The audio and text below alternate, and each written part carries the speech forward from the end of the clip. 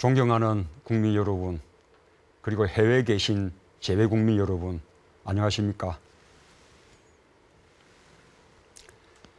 새 시대를 여는 첫 대통령, 민주통합당 대통령 후보 기호 2번 문재인입니다. 날씨가 상당히 추워졌습니다. 올 겨울은 유난히 추운 겨울이 될 것이라고 합니다. 감기 조심하시고 건강 잘 챙기시기 바랍니다. 오늘은 우리 가족의 살림살이, 우리 가족의 행복에 대해 국민 여러분들과 말씀을 나눠보고자 합니다. 오늘 이야기는 제 군대 이야기로 시작해 보겠습니다. 저는 군대를 특전사에 다녀왔습니다. 특전사 공수부대는 공중낙하가 필수입니다. 낙하산에 목숨을 맡긴 채 비행기에서 뛰어내리는 훈련입니다. 처음엔 군대 훈련이니까 사고 위험이 있다 해도 그러려니 했습니다. 그런데 첫 공중낙하 전날 밤 손톱과 머리카락을 편지 봉투에 담으라 하고 또 가족에게 남기는 편지를 쓰라고 하는 게 아닙니까? 가족에게 보내는 편지가 아니라 가족에게 남기는 편지를 쓰라는 말에 가슴이 뻥 뚫리는 느낌이었습니다. 우리는 극한의 순간에 가족을 떠올립니다. 돈도 일도 아니고 가족을 가장 먼저 떠올립니다. 가족처럼 편안하고 행복한 곳이 또 어디 있겠습니까? 가족은 우리가 최후에 의지할 수 있는 마지막 안식처입니다. 그러나 이렇게 편안하고 행복해야 할 가족이 지금 불안에 처해 있습니다. 위기에 처해 있습니다. 이를 가장 잘 나타내주는 통계 수치가 바로 자살률과 출산율입니다. 자살률은 지금 우리가 얼마나 살기 힘든지를 나타내는 수치입니다. 불행히도 한국은 OECD 선진국 중 자살률 1위입니다. 유럽 쪽의 선진국에 비해 10배나 높습니다. 출산율은 우리가 얼마나 미래에 희망을 가지고 있는지를 나타내는 수치입니다. 그런데 불행히도 한국은 출산율이 세계에서 가장 낮습니다. 자살률이 가장 높고 출산율이 가장 낮은 나라. 현재는 불행하고 미래는 불안한 나라.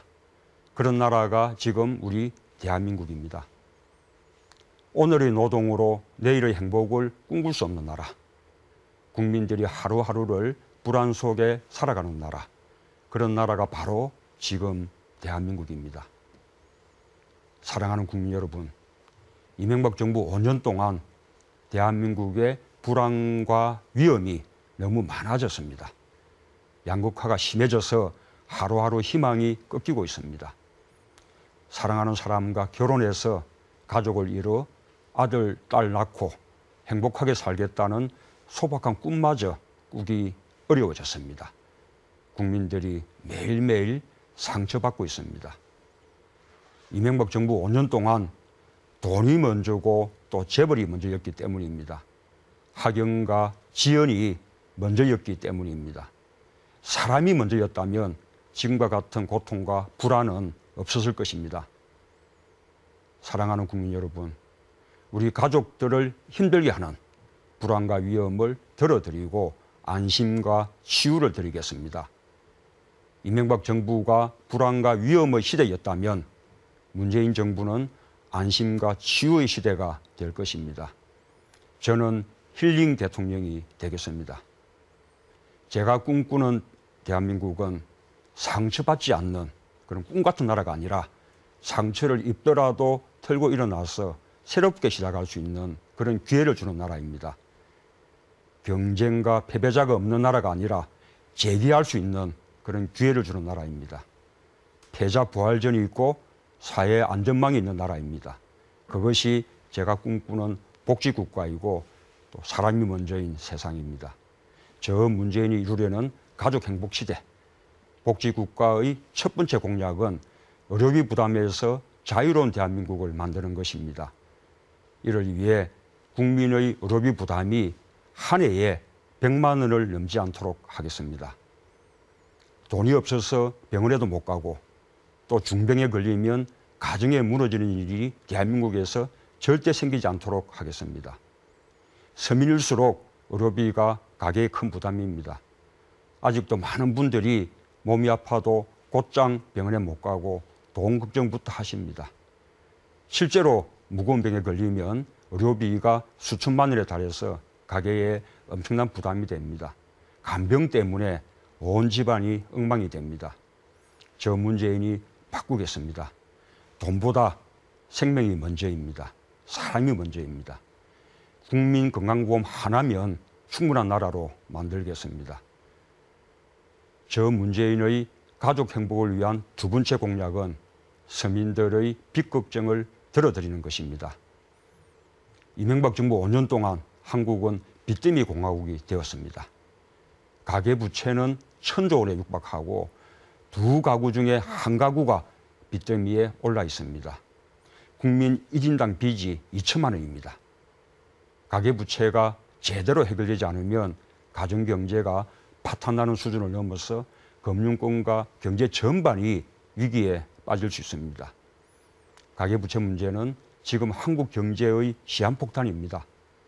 대한민국의 미래가 달린 만큼 가계부채 문제 꼭 해결해야 합니다. 자칫하다가는 IMF 위기보다 더 큰 위기가 올 수 있습니다.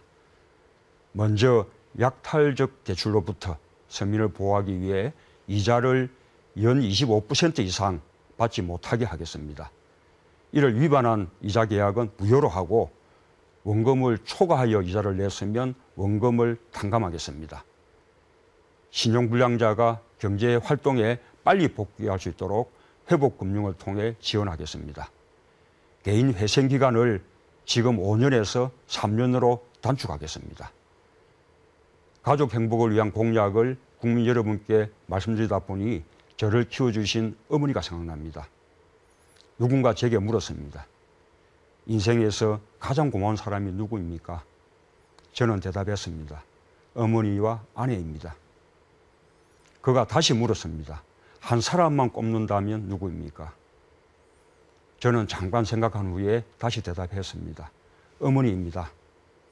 아내에겐 내가 준 것도 있을 테지만 어머니에겐 받기만 했으니까요.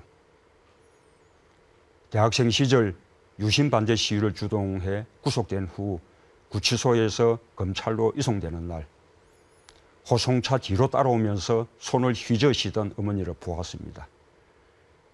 그 짧은 순간 제가 본 것은 어머니의 손이었습니다. 호송차를 타고 떠나는 아들의 뒷모습만을 보고 달려오는 어머니의 애타는 마음을 손이 말하고 있었습니다. 그 손을 잡을 수 없는 제 마음이 찢어졌습니다. 수갑을 찬 모습을 어머니께 보여드린 것이 참으로 죄송스러웠습니다. 어려웠던 시절 아들 때문에 어머니가 감내해야 했던 고통을 저는 지금도 다 헤아리지 못합니다. 지금도 어머니를 생각하면 또 아버지를 생각하면 마음이 아득해집니다. 가족 행복을 위한 세 번째 공약은 어르신들을 위한 노후복지 실현입니다. 어르신들이 계셨기에 대한민국의 오늘이 있습니다. 어르신들은 가족을 위해 헌신하고 국가를 위해 희생하셨습니다. 자랑스러운 민주화와 산업화를 일궈낸 주인공입니다. 하지만 폐지줍기, 청소일, 손자보기에 허리 펴기도 힘드십니다. 노인 빈곤율은 45%로 세계에서 가장 낮은 수준이고 노인 자살률은 아예 선진국의 15배 수준입니다. 이제 국가가 어르신들의 희생과 헌신에 보답할 차례입니다. 자식의 효심으로 어르신들의 인생 2막을 국가가 보살펴야 합니다. 어르신들의 가장 큰 문제는 건강과 소득입니다. 소득 없는 어르신들에게 기본적 삶을 보장하겠습니다. 9만 원에 불과한 기초노령연금을 지금의 2배로 인상하겠습니다. 수급 대상자도 확대하겠습니다. 노인 일자리 늘리고 100세 시대를 준비하겠습니다. 사회 서비스 및 사회적 기업 확충을 통해 어르신들께 지속 가능한 일자리를 마련하겠습니다. 어르신들께서 간병 때문에 부담이 크십니다. 비용이 워낙 커서 대부분의 가족들이 간병하고 있습니다. 이는 어르신뿐만 아니라 가족에게도 부담입니다. 간병비를 보험에 적용시키고 간병인 처우를 개선하겠습니다. 사랑하는 국민 여러분, 가족 행복을 위한 네 번째 공약은 무상보육과 아동안전망 확충입니다. 최소한 아이들의 보육과 교육은 나라가 책임지는 세상, 사람이 먼저인 세상을 만들겠습니다. 아이들은 국가의 미래입니다. 세계 최저 출산율 1.23명은 국가적 재앙입니다. 저출산을 해결하지 못하면 미래가 없습니다. 안심하고 아이를 낳고 또 키울 수 있게 하겠습니다. 국공립 어린이집을 대폭 확충하겠습니다. 아이들을 안심하고 기를 수 있도록 국가가 보육을 책임지겠습니다. 실질적인 무상보육이 되도록 하겠습니다. 양육수당도 더 확대해서 아동수당으로 발전시키겠습니다. 아이 기르는 부담을 국가가 함께 책임지겠습니다. 이를 위해 육아휴직 급여를 인상하겠습니다. 휴직 전 통상임금의 40%에서 70%로 인상하겠습니다. 나홀로 아동 문제가 심각합니다. 밤늦게까지 돌봐주는 이 없는 아동이 160만 명에 달합니다.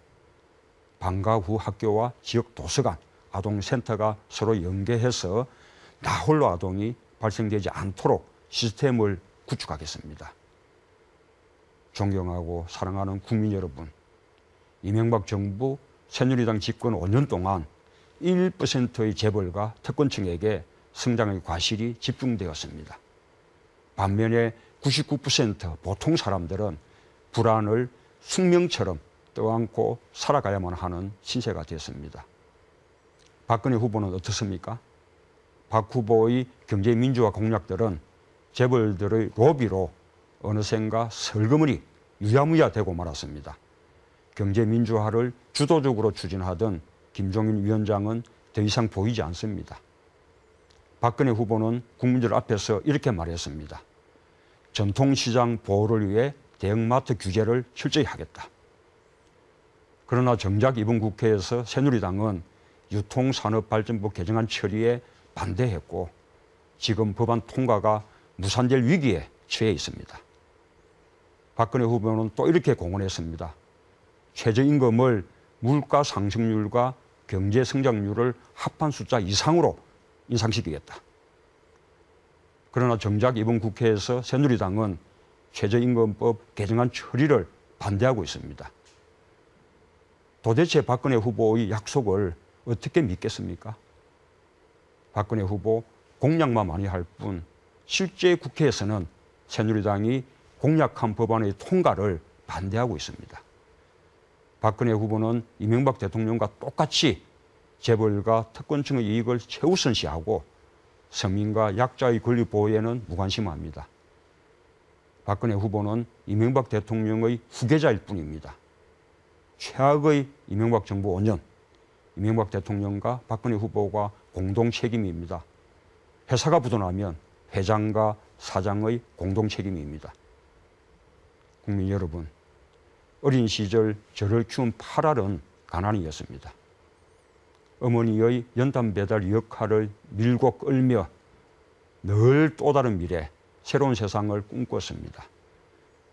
이제 누구보다 가난이 무엇인지 잘 아는 제가 국민의 꿈, 서민의 꿈을 함께 꾸고자 합니다. 지금의 삶이 아무리 팍팍하더라도 힘내십시오. 다시 시작할 수 있습니다. 문재인이 여러분의 힘이 되겠습니다. 문재인이 여러분의 삶을 바꾸는 대통령이 되겠습니다. 여러분의 삶이 문재인의 삶입니다. 여러분의 아픔이 문재인의 아픔입니다. 여러분의 행복으로 행복해지겠습니다. 여러분이 웃어야 문재인이 웃겠습니다. 존경하는 국민 여러분, 해외 거주하시는 제 국민 여러분, 수많은 아름다운 길 중에서 제가 가장 좋아하는 길은 집으로 돌아가는 길입니다. 보잘것없는 제가 누군가에게 전부가 될 수 있음을 확인시켜주는 따뜻한 길이기 때문입니다. 여러분 모두에게 소중한 집으로 가는 길, 저 문재인이 편하게 만들어 드리겠습니다. 튼튼하고 따뜻한 가족을 만들어 드리겠습니다. 시청해 주셔서 감사합니다. 편안한 밤 되시기 바랍니다.